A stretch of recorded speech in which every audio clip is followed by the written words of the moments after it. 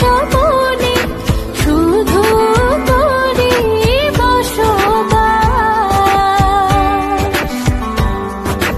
তোকে লিখে দিয়েছি মনের নীলাকাশ। ও তোর ছাড়া থাকা যায় না, ওরে আয় না কাছে আয় না, দূরে গেলে যাই যে পুরে কি শিহরণ। জানি না আমি কি যে করি এখন, বুঝি না তোর মনটা পাবো কখন।